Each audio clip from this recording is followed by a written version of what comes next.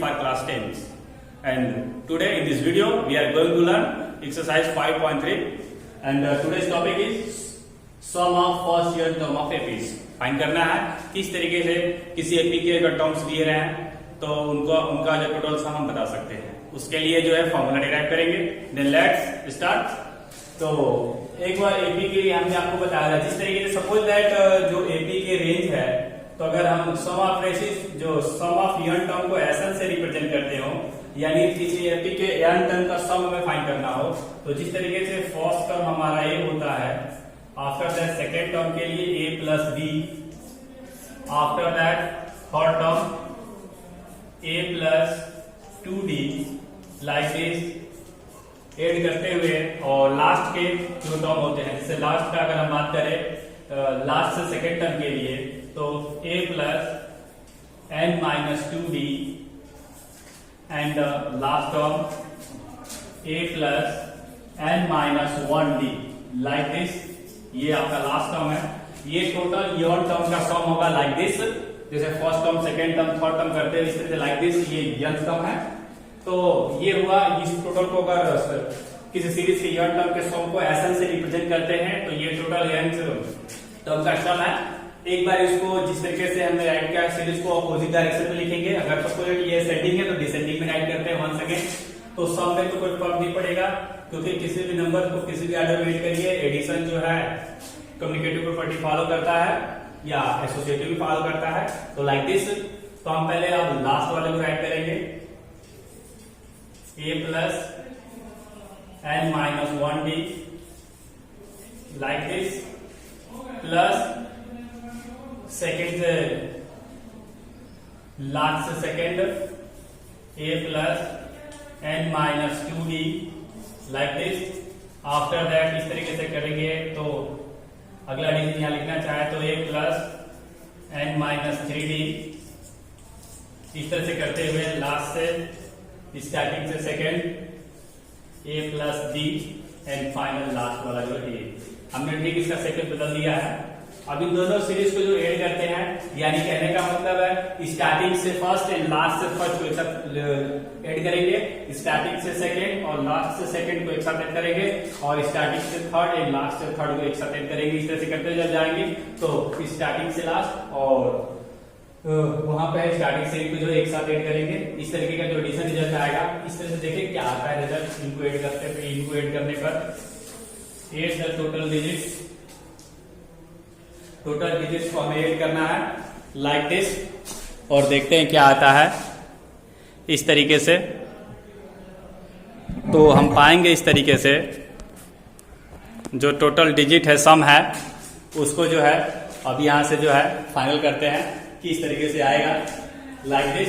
जैसे कि हम देख पा रहे हैं a plus b a plus 2d, इस तरह करते हुए dot dot a plus n minus 1d, इस तरह से a प्लस n 1d ये जो है टोटल सीरीज का लास्ट टर्म तक है।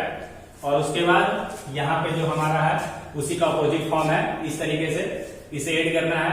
हम अच्छे से देख पा रहे हैं जो फर्स्ट डिजिट है सीरीज का ये लास्ट है, ये स्टार्टिंग से सेकंड है, ये लास्ट से सेकंड है। इस तरह से स्टार्टिंग से थर्ड लास्ट से थर्ड इस तरह से करते हुए जाएंगे हम इस सीरीज पर। और ये हमारा जो है स्टार्टिंग से जो है a plus n minus 1d यानी लास्ट से सेकंड है और स्टार्टिंग से सेकंड, और ये लास्ट टर्म है और ये हमारा फर्स्ट टर्म है। इनका सम हमें फाइंड करना है। तो गौर से देखिए, अगर इसका सम फाइंड sn और sn को फाइंड करते हैं तो 2sn हमारा हो जाएगा लाइक दिस। और उसके बाद इसे ऐड करते a और a हमारा जो है 2a हो जाएगा और प्लस n माइनस 1d होगा लाइक दिस। इस तरीके से एक बार इसे ऐड करके आपको दिखाते हैं यहाँ पे, और डायरेक्ट यहाँ पे सम हम राइट करने वाले हैं।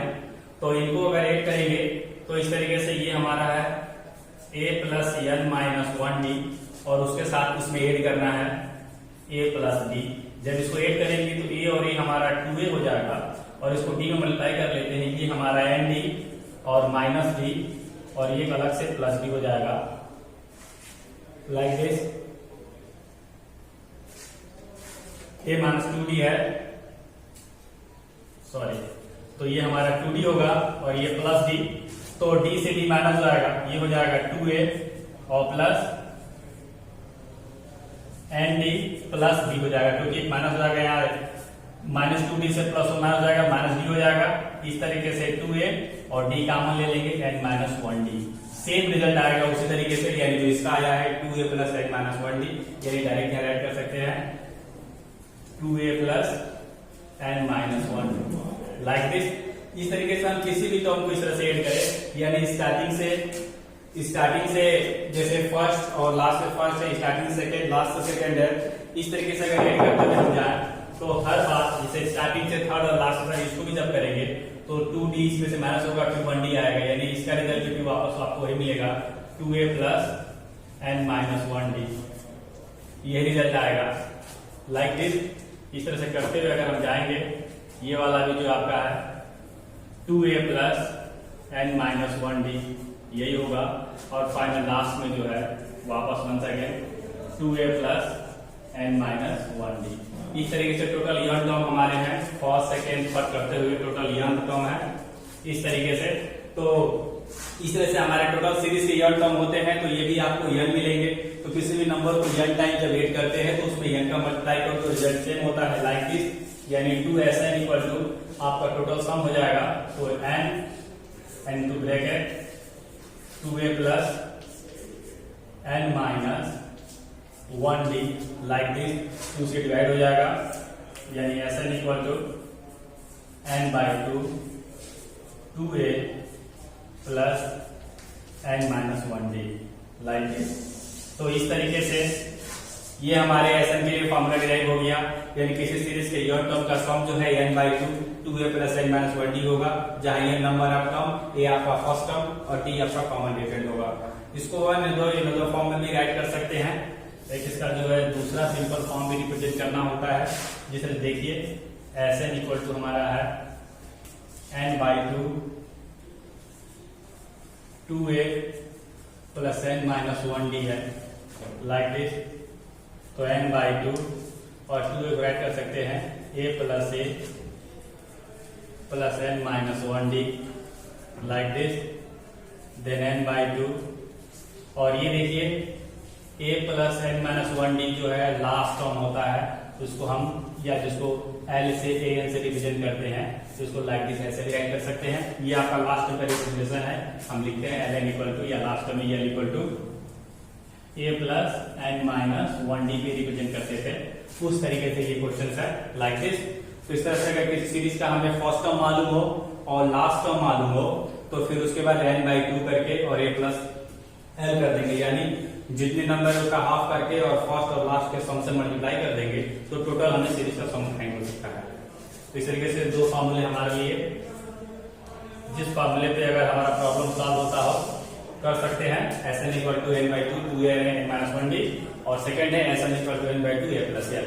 इन पे जिस फॉर्मूले में प्रॉब्लम हमारा सॉल्व होगा आगे जो करेंगे, इस तरीके से इसका प्रूफ भी आप देख सकते हैं इस क्वेश्चन पे किए जाएंगे। कुछ विशेष क्वांटिटी है एक आपको बता दें, जैसे कि उस पे एक सोल्यूशन, कुछ एग्जांपल भी करेंगे अभी नेक्स्ट।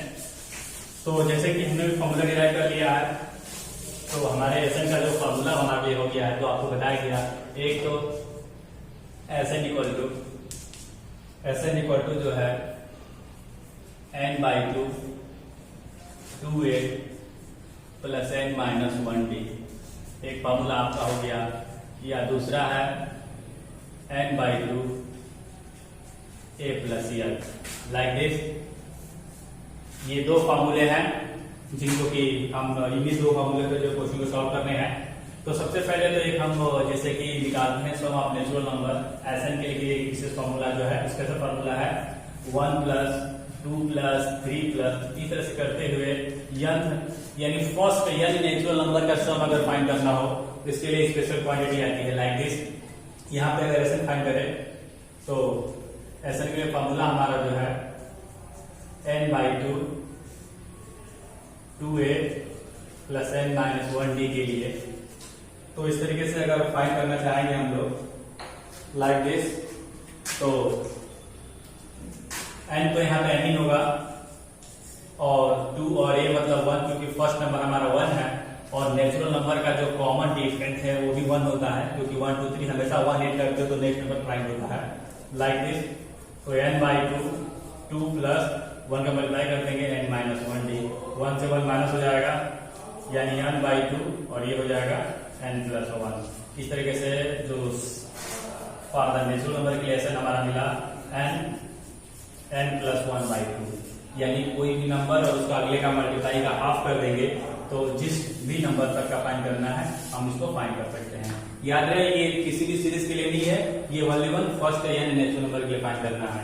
जैसे कोई आपसे पूछ दे 1 प्लस 2 प्लस 3 इस तरह से करते हुए प्लस 10 तक का अगर आपको फाइंड करना हो, यानी first sum of first 10 natural number, तो डायरेक्ट फाइंड कर सकते हैं यहाँ से, यानी इस तरीके से 10 और उसके बाद 10 इंटू 10 प्लस 1 यानी 11 बाई 2, यानी 10 इंटू 10 से 5 कर सकते हैं, 5 हो जाएगा ये 5 इंटू 11 यानी 55, यानी फर्स्ट 10 नेचुरल नंबर का सम जो है 55 हो जाएगा।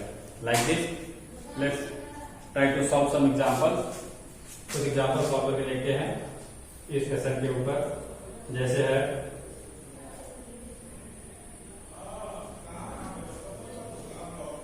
एक ऐसा क्वेश्चन है,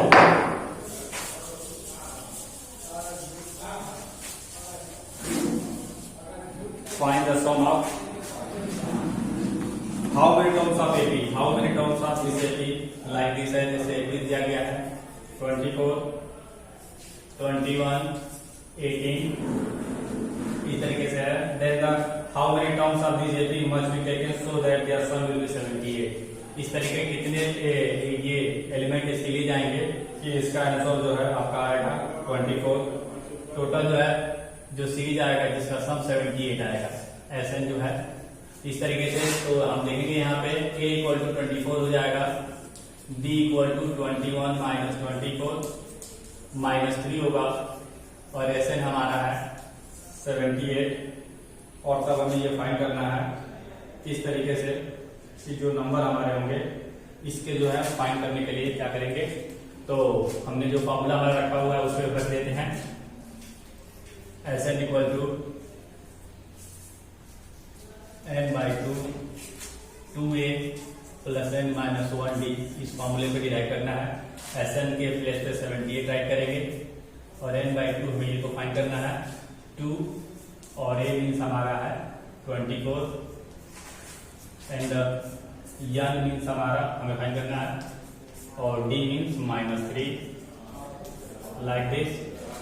तो 78 इक्वल टू n बाई 2 ये मल्टीप्लाई कर सकते हैं 48 और उसके बाद यहाँ मल्टीप्लाई करते हैं माइनस 3 का, तो ये हो जाएगा minus 3n n plus 3 like this.